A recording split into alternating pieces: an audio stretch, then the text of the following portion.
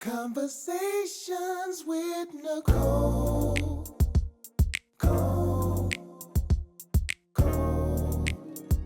Conversations with Nicole. Let's talk about it. Tell me all about it. I'm here. I wanna know what's on your mind. Ooh, the world needs to hear from you, and I'm so glad to have a conversation to reach the nation. And it's all about you. We'll help each other to discover innovative ways to positively change the world. Let's talk about, let's talk about, yeah. Let's talk about conversations with Nicole.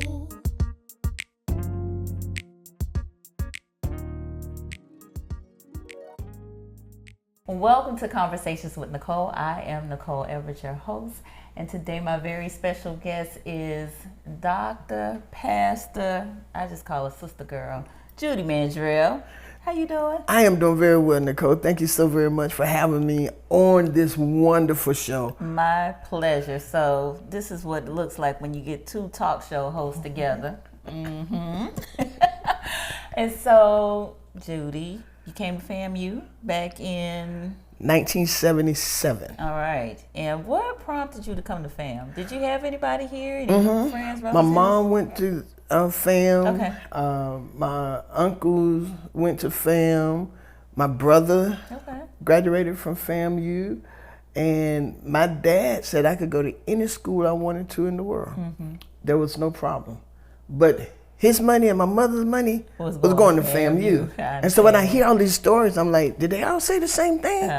So I came to FAM. I did not want to come to Tallahassee. I'm from Fort Lauderdale. Right. It's small. I'm like, what are we going to do? Right? So I did not want to come to FAM. However, I went to the set. I spent a Friday. The set's not like it. No. Nicole, we had the set. Yes. Yeah. On a Friday especially. Oh, gosh. Right. And when I went through there, 12th grader, I knew FAMU was the place I wanted to be. Okay. And so I came in 1977, graduated in 1981, moved back to Fort Lauderdale in 81, May of 81, got married in October of 81. And 81 was a busy year. 81 was a busy year for me. Okay. Right? And moved back to my husband wanted to move back to Tallahassee. All right. Well, we lived in Tampa from October to January, October 81 to January 82. Okay. And we moved back to Tallahassee, and I've been here ever since. Nice, nice. Now, what makes Tallahassee such a unique place to live? I think it's the diversity and the countryness. It's not city, it is country, but I think all of the different people who come here because of the universities, I believe, and then you sit here, it is a real melting pot to me. It is. And just being able to meet your neighbor for real and sit and talk and enjoy that country. I love that it's not as busy as Fort Lauderdale. Yes. And it's not as country as Live Oak. Because my husband's from Live Oak. I couldn't stay in Live Oak. Sure you could. All right, so tell me about Sister Girls, because I've been involved with it, but this was your brainchild. So tell me a little bit about the inspiration behind starting it. The inspiration behind Sister Girl, I have 4 sisters. All of us are different. Every last one of us are different. But here in Tallahassee, I saw different people in different silos who wanted to stay in one particular group. And I was involved with a lot of the different groups. I felt like all of us could benefit if we came together. I felt like if we came together with all of our differences, put aside the titles, put aside what side of the track we come from, and come together, talk, that we can have big parties. And Nicole, as you know, when we come together, it's about collaboration, it's about meeting others, and it's about dancing. It is. It's about dancing. We're gonna dance simply because I feel that music and the dancing is universal. It is. And at that moment, we just put aside everything. For those 2.5 hours, 3 hours, it had gone 4 hours sometime, we can talk. Yeah. And if we get into a big conversation discussion, hearing the different perspective is there. And I believe because even here in Tallahassee, there was so much division. I believe misunderstanding because we don't get to know each other. Yeah. We work together, we go to church together, but we don't get to know each other. Right. Well, Sister Girls has definitely given that opportunity for women from, again, all backgrounds to get to know each other. And some relationships, real relationships, I think have been established and are moving forward. Oh, yes. One of my, I have about 20 favorites. But this one particular one, when you remember we was in TCC, and the lady got up and she started talking about her daughter cutting herself, and we had 2 psychologists there. Yeah. They did pro bono for she and her daughter, and I talked with her last year, October. Her daughter hadn't been cutting herself. She's at TCC, and things are going well. Yes. And then North Legal Services, I believe it was, took another family, a lady, her house was in foreclosure. And those attorneys got together, paid the back part for her, and she's in her house now. They told her that they would pay for her house for 1 year. Wow. But she had to learn how to balance and how to be good stewards, how to budget her finances. No, that's great. That's great. And to this day, that lady is still in the house. And she's not behind, and the house is not in foreclosure. And I don't think that would have happened if we had not come together just to meet each other. Yeah, for sure, for sure. So kudos to you for, again, starting the Sister Girl Network, the team that comes together to assist you with putting on the programming. And it's also, I think, touched lives, because especially during COVID, we were doing virtual. And so there have been Sister Girls from across the world. Yeah. My sister started one in Scotland. Oh, wow. And so when I went there for her Bridgerton That's right. party, You did go to Scotland. I forgot about that. Yes, and we spoke at the Holy Rood Church with Prince Charles, and all of those was baptized, and it was awesome. But I got to meet the group in Scotland. Yeah, that's awesome. I got to meet, and she has like 100 women. Wow. I think may not even be 25 from America, but most of them are Scottish and from Italy, and it was so awesome meeting them. Let's see, that is the epitome of one plants, one waters. Exactly. And God gives the increase. So again, congratulations on all of that. And thank you for being there from the thought of it. Every round, you're there. You know, you get to help me think, sit down, pull out the pad, and we think what we can do to make it work. Because one thing about it, Sister Nicole, no one person can do anything. John Maxwell say, if you want to, one number, the number 1 is too small of a number to accomplish anything great. Wow. And so we're going to do great, and we're going to make it big. We have to have the collaboration of other minds that think differently than we do, had different experiences. And that's what made Sister Girls good, because everybody's involved. Absolutely, absolutely. Yeah. Now talk to me about Real Talk with Judy. How did that start? Did you ever think that you would be on the radio? Well, you know, my brother, no. To answer your question, the answer is no. My brother, Chico the Virgo, That's right. I forgot Chico was your brother. Yeah, Chico is my brother. And when he came to college, Joe Bullock took him under his wing and trained him. And my brother's been in radio now 51 years. And he used to practice at the house. This is funny. He used to practice at the house, scratching up my mama gospel records. Oh, Lord. And not scratching the gospel records. Scratching anybody. No. My mom came home one day and said, I know good and well, boy, you're not scratching. Mama, I'm practicing to be a DJ, not on this. So he started playing the secular music. I'm on my old school holiness. My mama walked in that door and she heard James Brown, going on. Y'all don't play no, get that. Boy, and she took it and threw it out the door.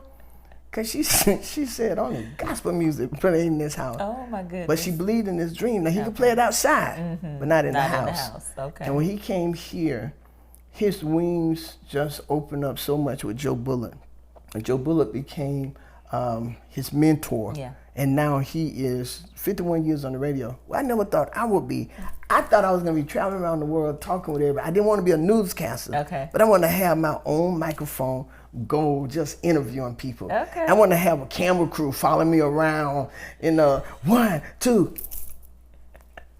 Well, you do. Well, Listen, you my own do. camera. Right. And so Real Talk with Judy came on because Doc D, when he was at Hallelujah Heaven, Cumulus, he brought me on to do Pastor Roundtable with Pastor Lamar Simmons.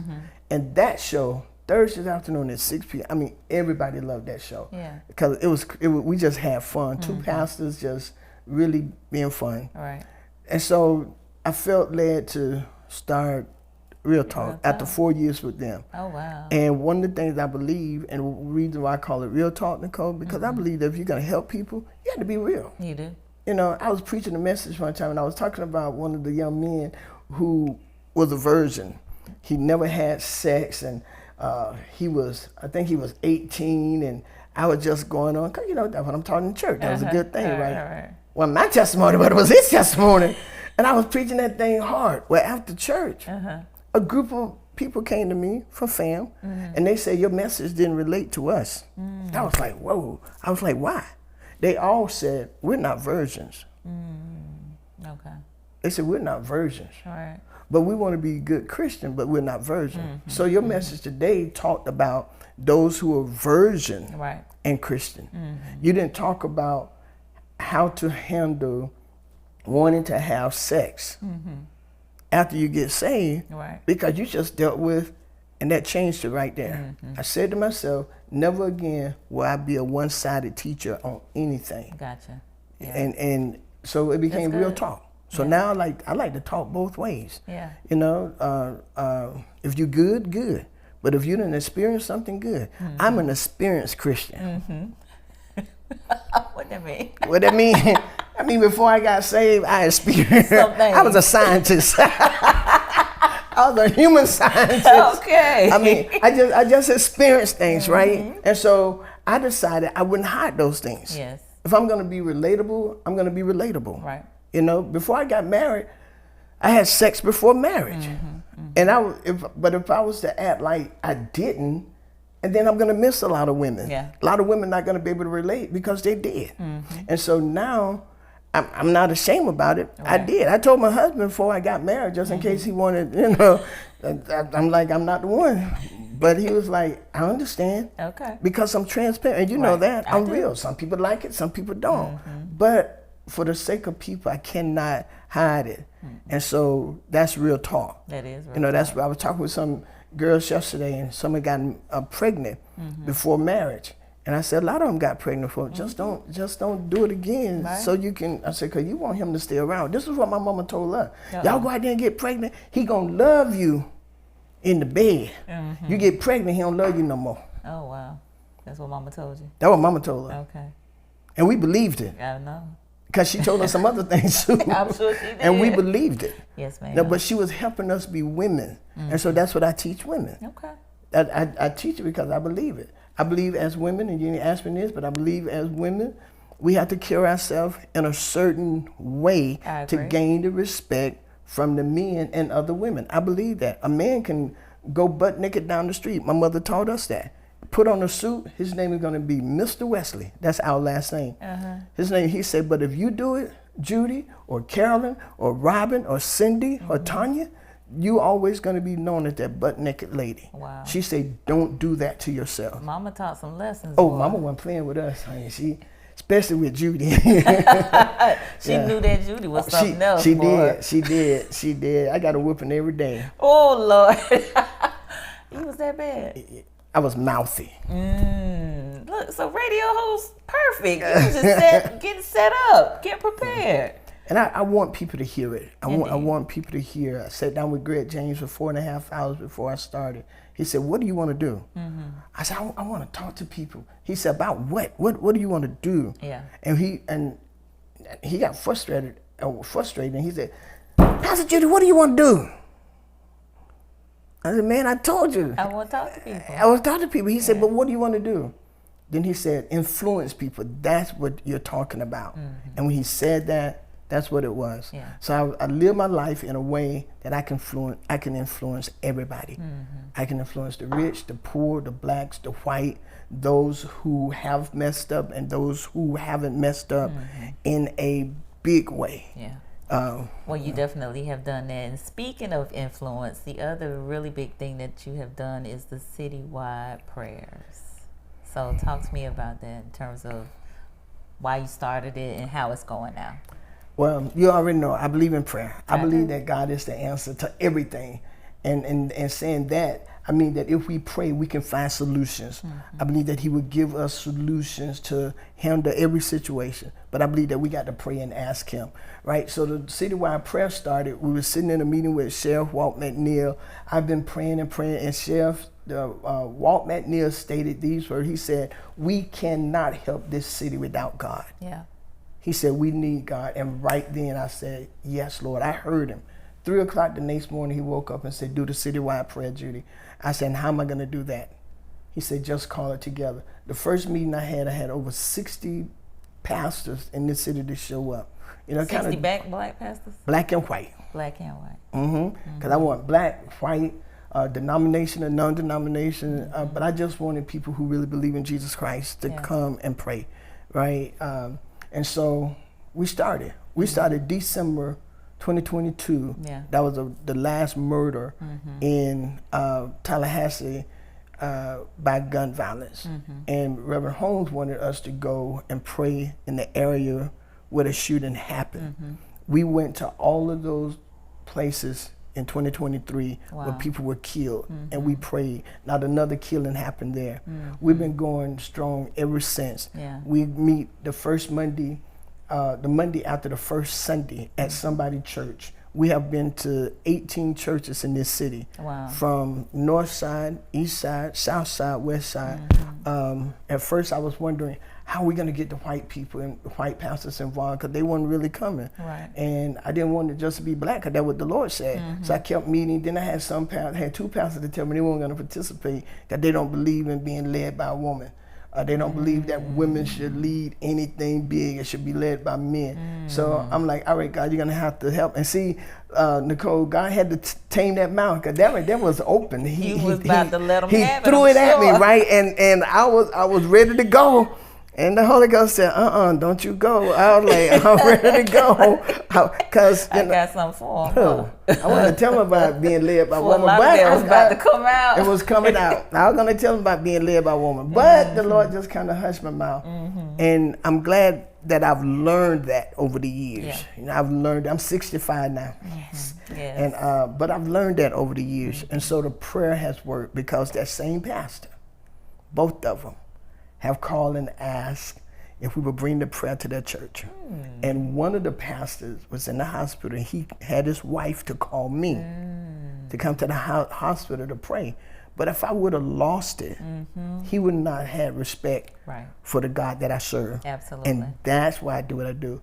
Nicole, this prayer, and I believe with all my heart, and people can say whatever, that our tornado that we just got out of, even though we experienced a lot of damages, unfortunately we lost 2 lives, but it could have been so much worse. It could have been. I believe that this prayer that we're doing have kept this city from a lot of a tragedy. Because when we had the last storm not too long ago, the prayer was going on.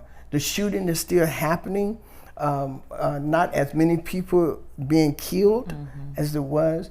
People now are more aware of different things. I believe it's because of the prayer, right? I believe so too. And so many other different prayer groups are now coming together. That's great. I'm a part of every last one of them. Because how are you going to pray without calling us? Right. We're the city of Tallahassee. We are. We're praying as a city. Nice. So I it's love good. it. And you come. Yes. And I keep saying it because it's not just about conversation with Nicole.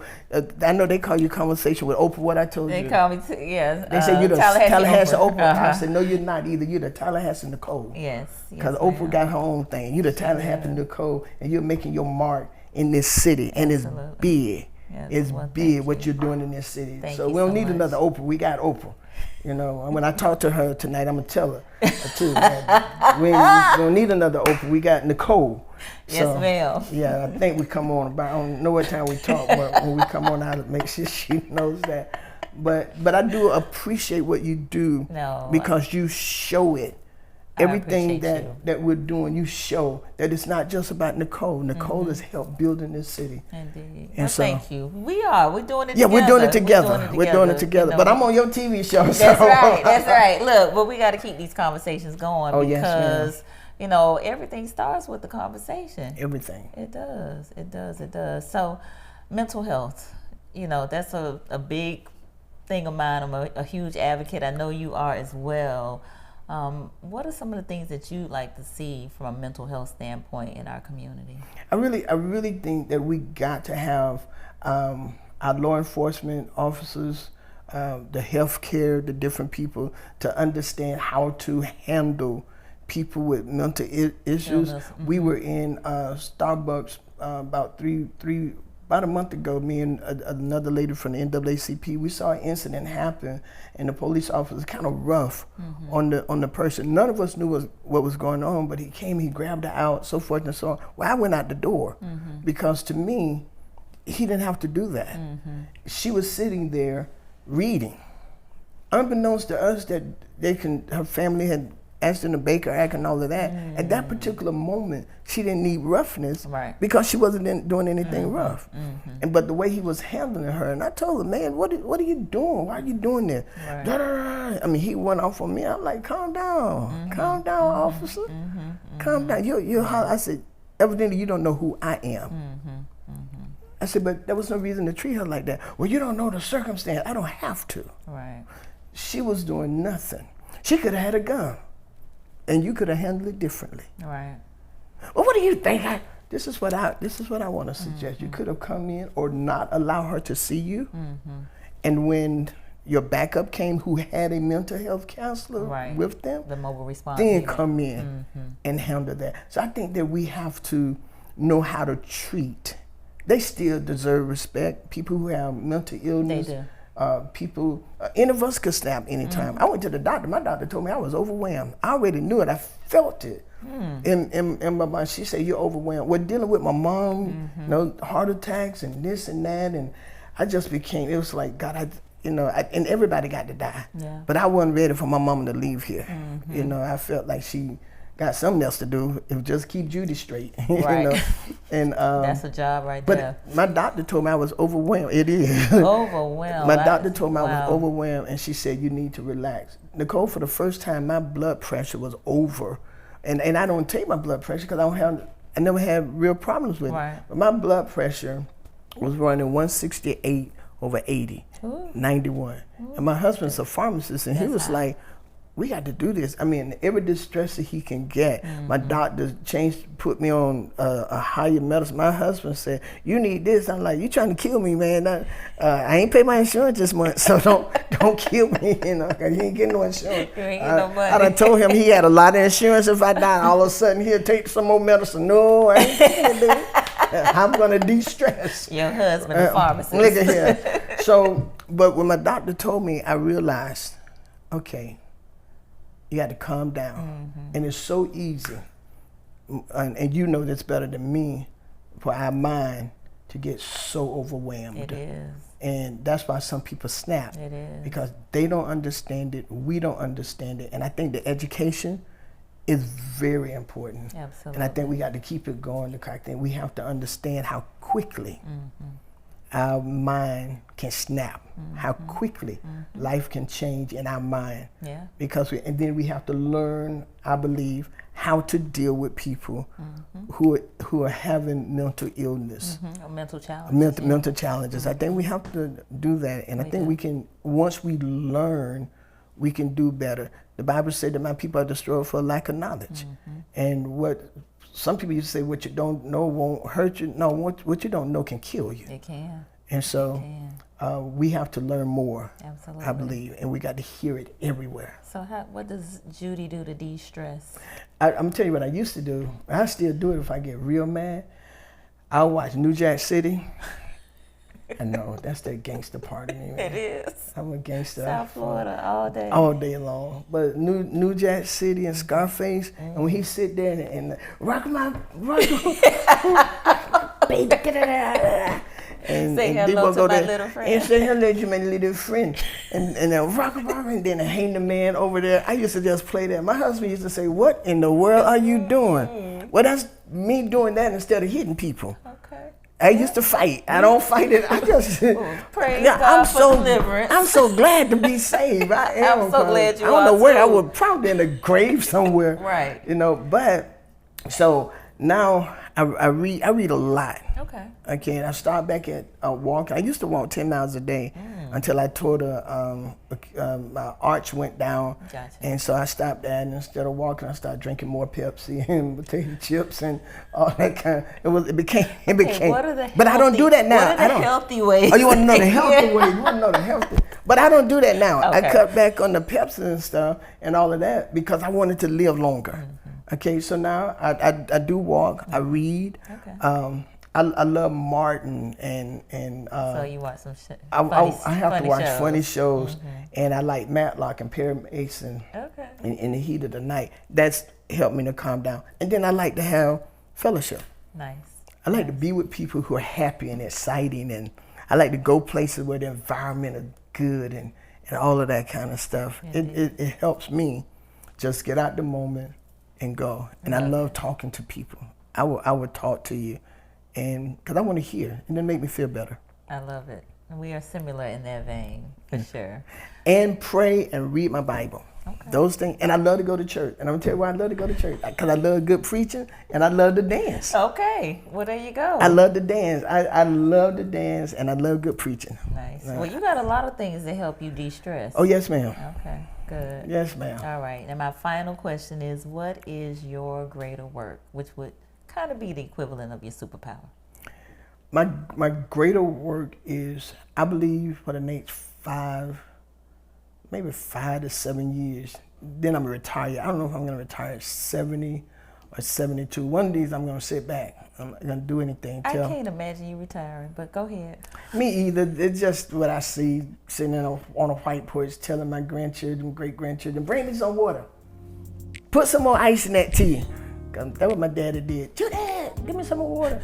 But I believe my greater power is to really sit and help other young women, young girls, come up to be who they. I think I got more of that to bring out, and I want to do it 100 times more. I do, Nicole. I see it just happening more. Groups here, groups there, arenas of women. Excuse me. Doing that. Okay. All right. Thank you all for joining us on Conversations with Nicole, where we are connecting the community through conversations.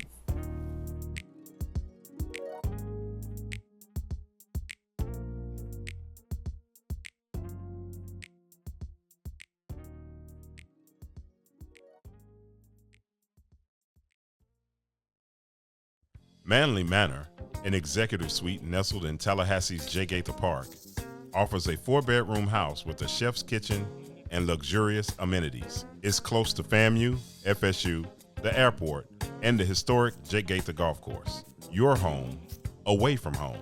Book today at manlymanor.com.